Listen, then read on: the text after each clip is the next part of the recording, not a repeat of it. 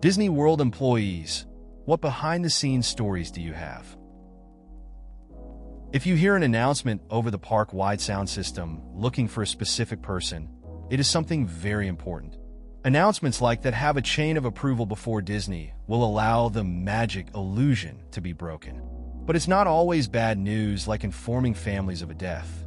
I've done several park announcements to find someone to inform them an organ donation was matched, a medical courier was on their way to Orlando, and they needed to get to the hospital ASAP. That sounds like a pretty serious situation. I've seen people get called over the loudspeakers at events, usually for lost kids or something urgent. It's a strange mix of tension and urgency. You realize that while everyone is there having a good time, someone's day just took a sharp turn. In a place like Disney, it really shows how life can shift from magical to serious in an instant. I think I've left a comment similar to this before, but I briefly trained for Kilimanjaro safaris at Disney World. At one point on the ride, you go over a bridge with crocodiles underneath. As I was riding with no one in the truck other than my trainer, she felt free to tell me that if anyone were to stand up and fall into the crocodile pit, I was to drive away immediately so that others wouldn't have to see the carnage or try to rescue the person. The crocodiles are apparently fed from that bridge, and anything that drops from there is food to them, and they're surprisingly fast. Also, Davine had a mouth on her. That sounds pretty intense. I can imagine being in that truck and hearing that from your trainer. It's wild to think about how quickly things can change on a seemingly normal ride. I guess it really makes you respect the animals and the rules in place. And yeah, Davine having a mouth on her adds an interesting twist to the whole training experience.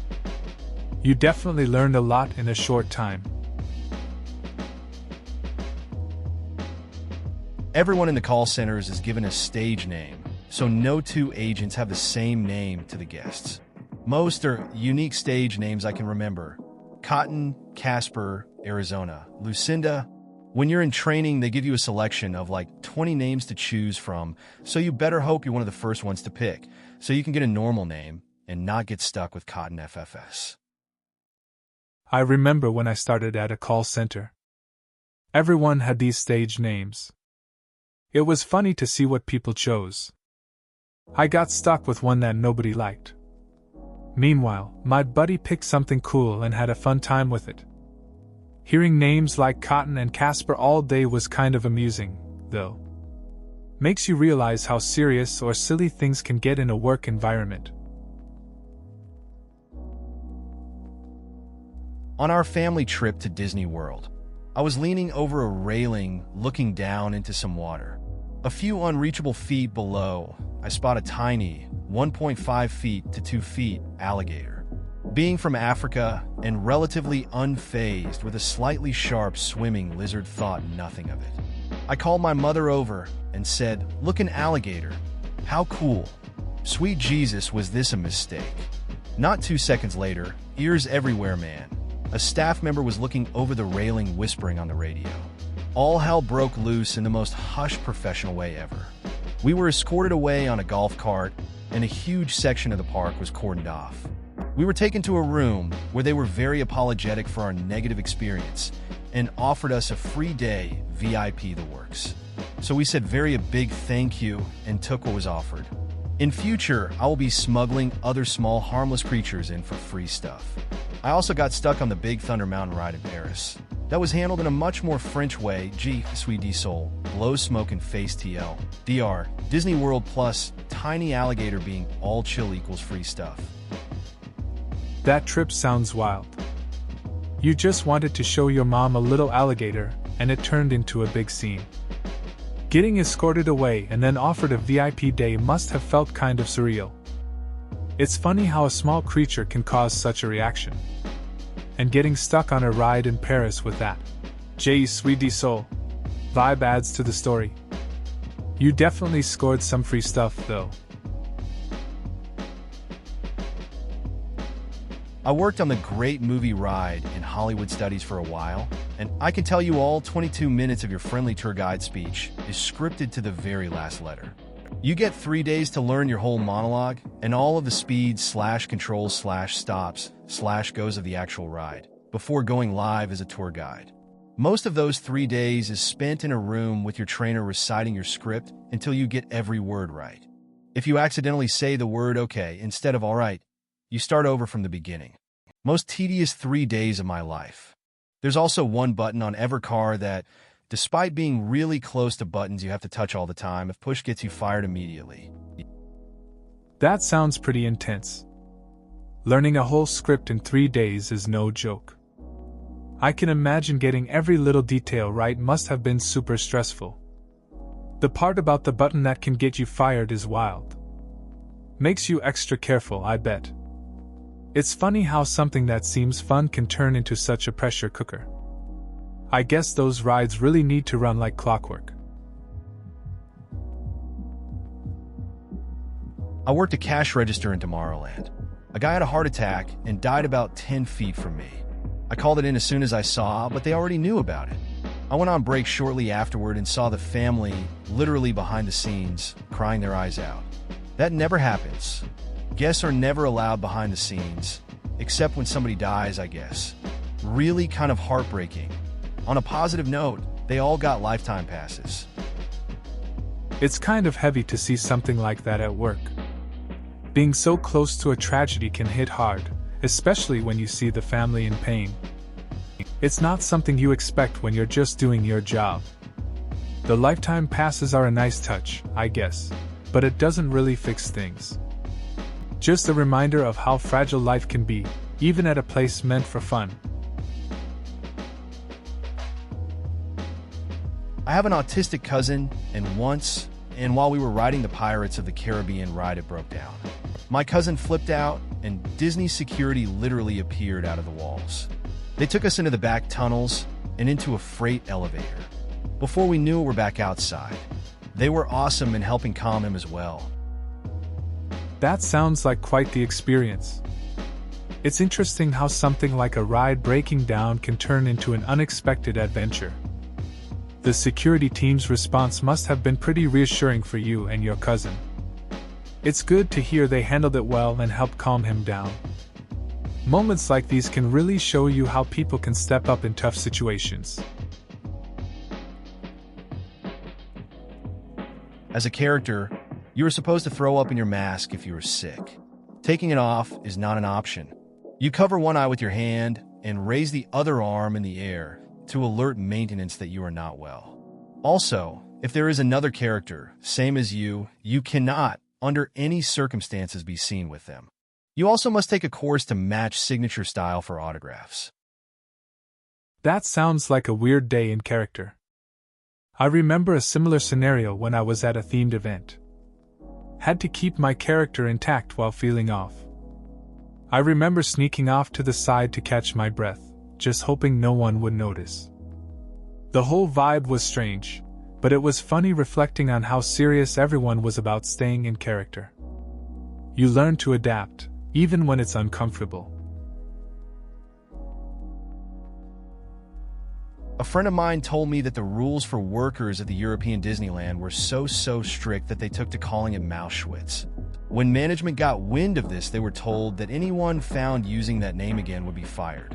Apparently, it was only a couple of hours before they were calling it Dachau. That's an interesting story. Seems like workers had their own way of coping with strict rules.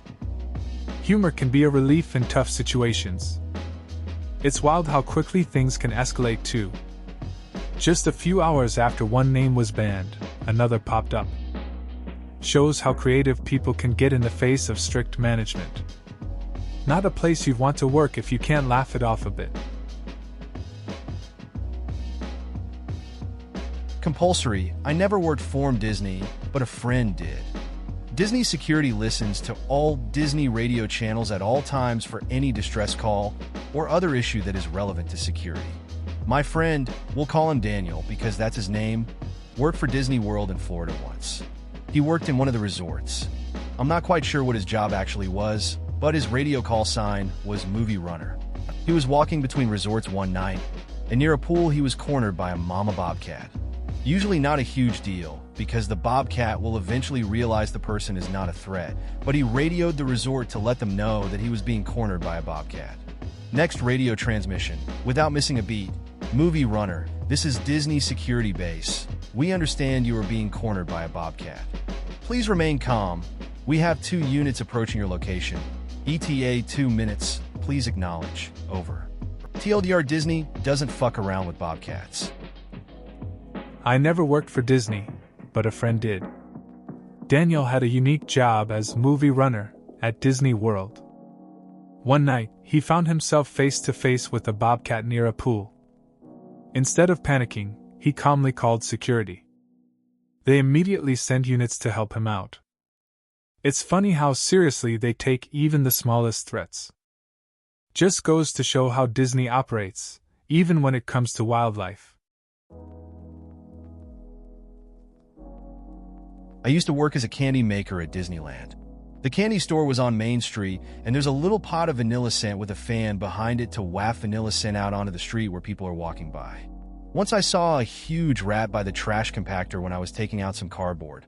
Another time I was written up by my manager for accidentally dropping like $1,000 worth of caramel apples because a feral cat came up and scared the crap out of me. TLDR. There's a cat and mouse turf war backstage, and they lure you into the candy store with a pot of vanilla. That sounds like a wild experience working at Disneyland. The idea of a turf war between a cat and a rat behind the scenes is pretty funny. Dropping a bunch of caramel apples must have been stressful, especially with how much they cost. The vanilla scent trick is clever though. It makes sense they'd want to draw people in, but who knew there'd be animal drama going on in the background? Crazy. I went there with my dad, who was working for a radio station at the time. Disney was opening a new ride and doing the press rollout, and invited the radio station there, so I guess you could think of him as a temporary employee. One of the crew spilled soda on a mic and asked the Disney guy helping the crew where he could look for a replacement locally. He assumed Disney would have spare mics, but he was worried about getting the random special snowflake of a microphone the DJ insisted on. The Disney guy just laughed and took him to the underworld. They had rooms full of TV/radio equipment new in the box. They have spares from every brand conceivable by the dozen. Millions and millions of dollars worth of it, just sitting there collecting dust most of the time, just in case.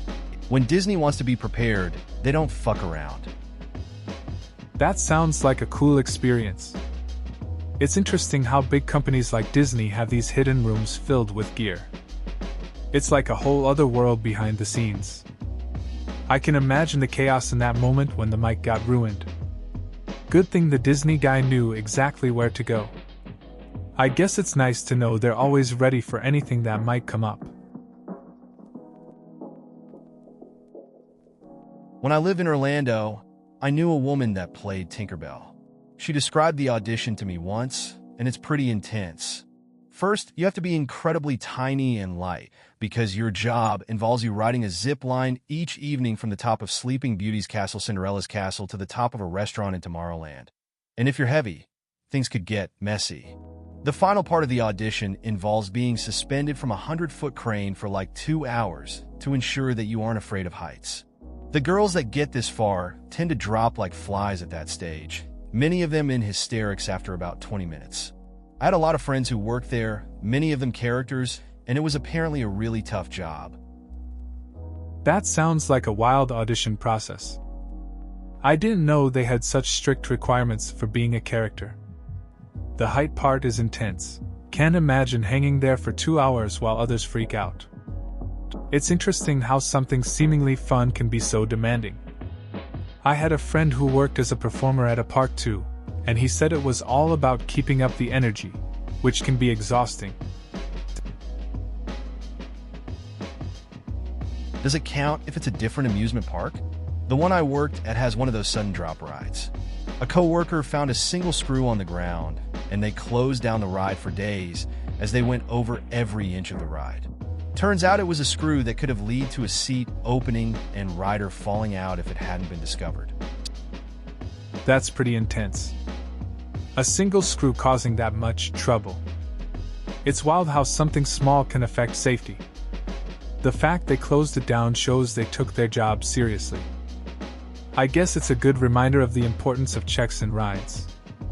Better safe than sorry, I suppose. Most likely get buried at this point, but I remember once I was leaving the park. You know how it gets ridiculously crowded at the exits when the park is shutting down. I got elbowed in nose, got a bloody nose.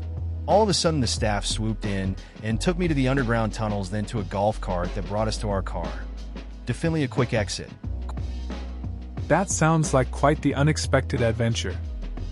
Getting elbowed and ending up with a bloody nose is one thing, but then getting escorted through underground tunnels is something else. It's interesting how a regular day at the park can take such a wild turn.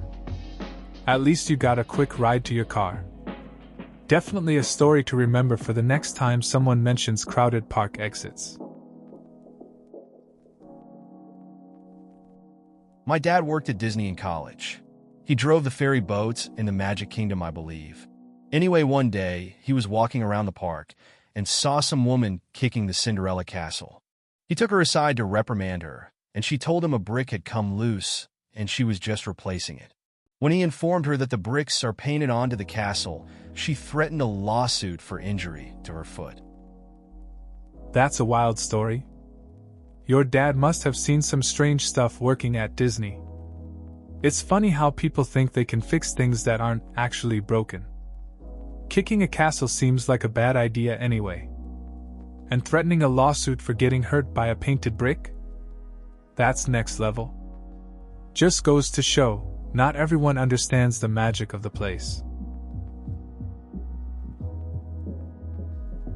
My dad worked at Disneyland, and one of his jobs was a diver on Jungle Cruise. Basically, they'd swim along the boat's path and clear debris/check for any issues.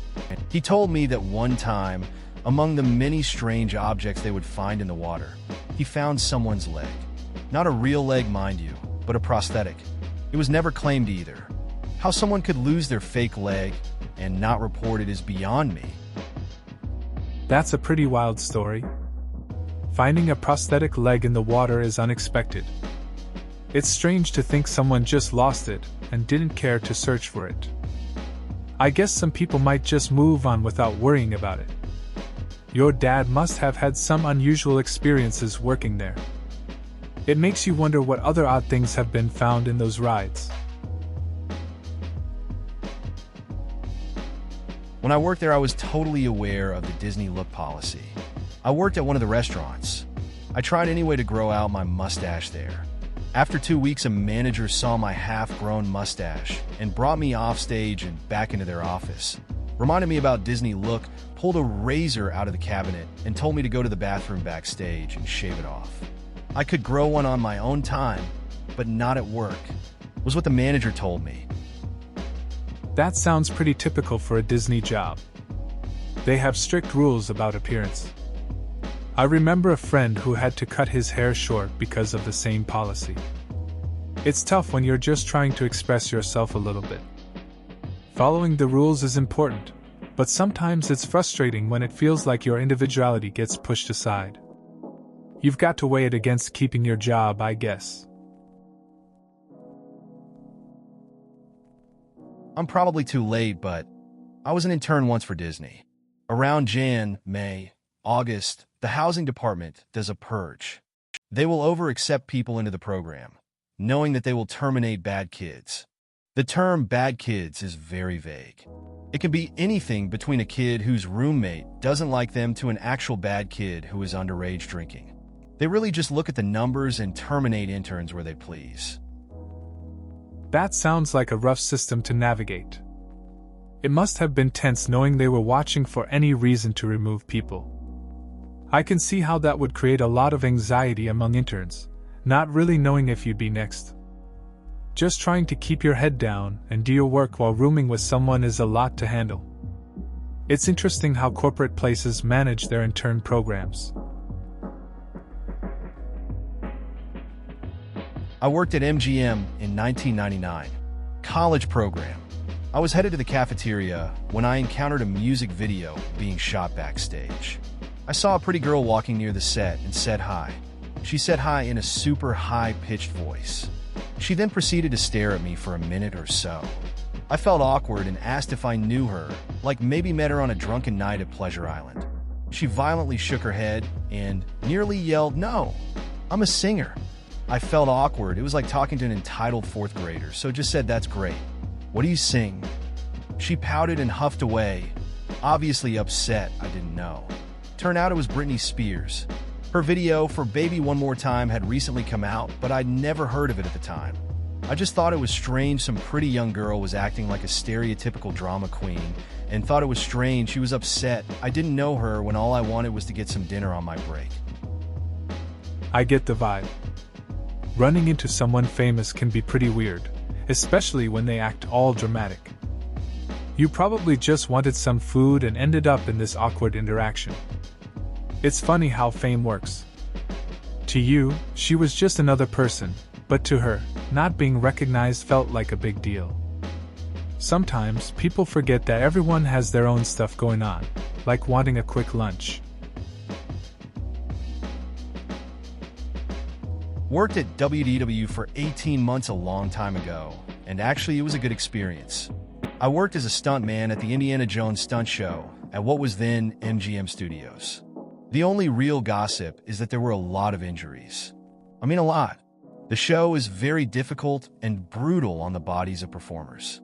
Day in, day out, 5 to 10 shows a day, year-round, and you're going to see some serious pain. That sounds rough but still kind of interesting. Working as a stuntman must have been a wild ride. It's crazy to think about the injuries and stress from those shows. Doing that many performances every day is intense. It makes you appreciate the skill and commitment it takes to pull off those stunts, even with the pain involved. Glad you had a good experience overall. One time my brother and I got stuck inside the Pirates of the Caribbean water ride for about 20 minutes. Imagine being stuck there. We were listening to Yo-Ho-Yo-Ho, The Pirate's Life for Me on repeat. It was about 15 minutes in that my brother and I inside the ride yelled, "At least turn off the music." They did. That sounds like quite the experience. Being stuck in that ride for 20 minutes must have felt like ages, especially with the same song looping. I can imagine how annoying it would get. Yelling for them to turn off the music is kind of funny though. At least you got some peace after that. It's one of those moments that's both frustrating and oddly memorable. I haven't worked there, but here's something interesting. During a security threat like 9/11, cast members head to the back of the park, link arms, and slowly head to TH front. Normally MK takes like 2 hours to clear out, but I forgot the exact number. It took them like 15 minutes on September 11th. Also, Rob Plays That Game has a bunch of amazing videos about Disney World if you want to learn more. That's a pretty wild story. It's interesting how fast they managed to clear out the park during a crisis like that. The way the cast members came together to handle it reminds you of the teamwork in such tough situations. Rob Plays That Game sounds like he has some cool insights too. It's always neat to learn more about how places like Disney operate behind the scenes. If you hear anyone say protein spill at, it's vomit. Many of the on-stage props in the park have concealed doors/compartment for janitorial supplies. The pace sucks. We have to point with 2 fingers when directing people to a location in order not to offend some cultures. We are supposed to practice the Disney scoop, quickly pick up trash on the fly, whenever possible.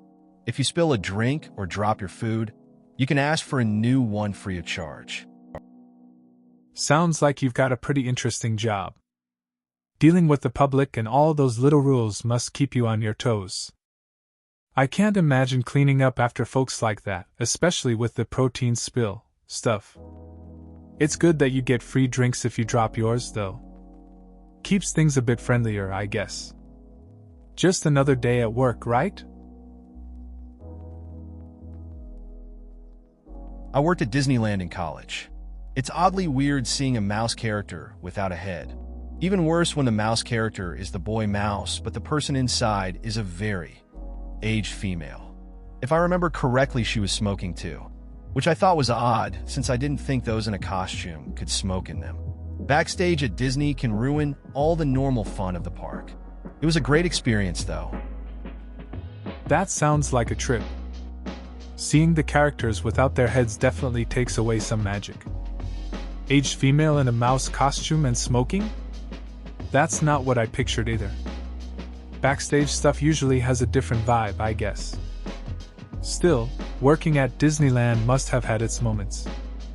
Glad you got to experience it despite the weirdness. 3 situations that stand out on my visits. First one was someone put their hand in my bag and grabbed my wallet at a value resort. She was old and with her son. I yelled. They checked my ID. They took her away and gave my daughter a large stuffed animal. Second was last year. I tripped in Main Street and fell on the concrete. Landed flat down. The person in front of me stopped suddenly. I never saw so many people show up so fast. I had no idea. I was fine, sat for a couple of minutes and moved on.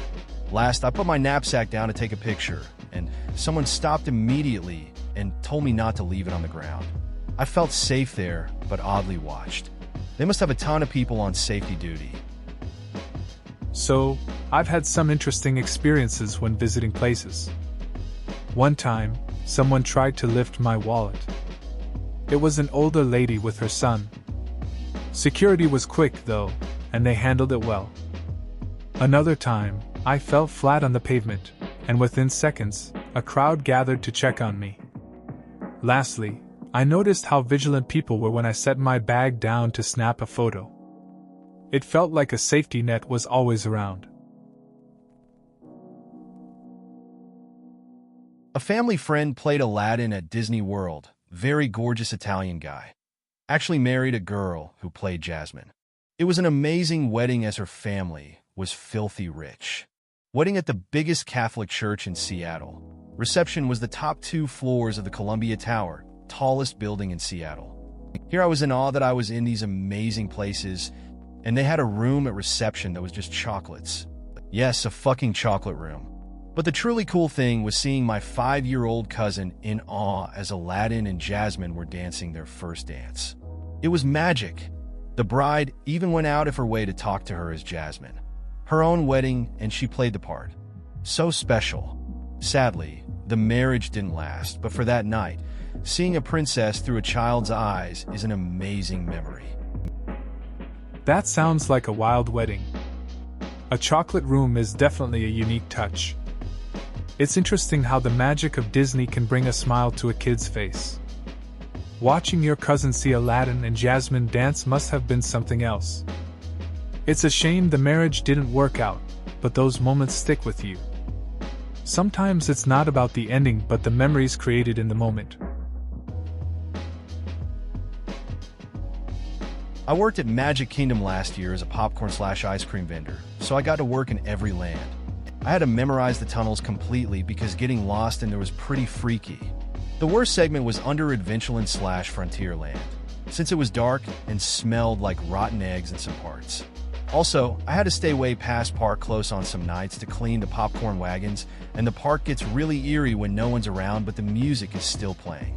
But the plus side to it was getting to see the practice runs for the Festival of Fantasy parade before it debuted. That sounds like a unique experience. Working in a place like that, especially with the late hours, must have its odd moments. I can understand how the dark, smelly tunnels would be unsettling. But getting to see the parade practice sounds cool, like a behind-the-scenes look at the magic.